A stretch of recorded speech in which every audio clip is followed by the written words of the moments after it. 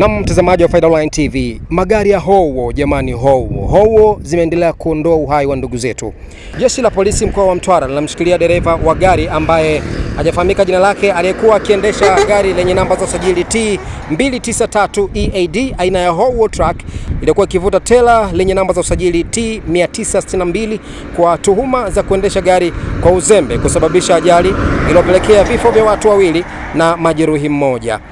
Tukio hilo limetokea tarehe 2 mwezi wa 6 2026 majira ya saa 7:30 mchana maeneo ya Magomeni, baada ya gari hilo kushindwa kupanda mlima na kurudi nyuma na kupelekea mwendesha pikipiki aliyekuwa akifuatana na gari hilo kwa nyuma, ambaye jina lake halijafahamika, ambaye alikuwa amewapakia abiria watatu kuruka kutoka kwenye pikipiki yake na kuwadondosha abiria hao ambao wawili walifariki dunia wakiwa wanapata matibabu katika hospitali ya rufaa ya mkoa wa Mtwara Ligula. Waliofariki dunia ni Betty Agustino Fundi mwenye miaka 19 na Swaiba Hasani Mnazi mwenye miaka 25 ambao walifariki dunia wakiwa wanapatiwa matibabu, lakini majeruhi ni Shakira Isa Kuliohi mwenye umri wa miaka 19. Faida Online TV tumefika moja kwa moja katika hospitali ya rufaa ya mkoa wa Mtwara kwa ajili ya kuweza kupata undani wa taarifa hiyo. Mimi naitwa Karim Faida, hii ni Faida Online TV. Kukumbusha kusubscribe, ku like na comment yetu ili endelee kupata habari zetu. Sisi ni watu wa field, tafadhali baki nasi.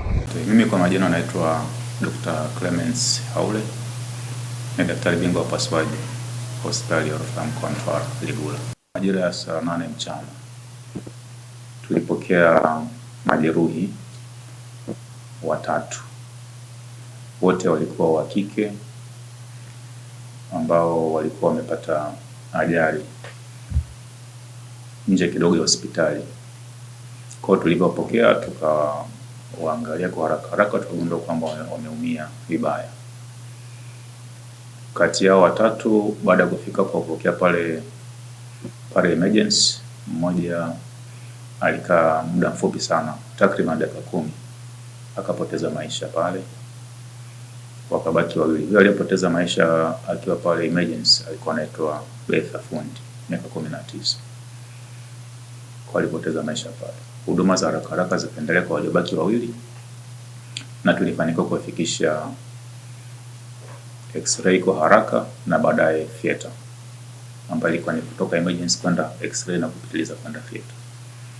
Tulipofika kule theater, tulikuwa tuna mpango wa kuwahudumia wote wawili kwa haraka.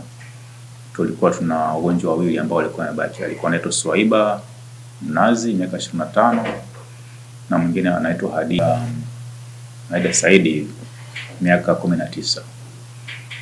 Kwa hao waliweza kufika chumba cha upasuaji.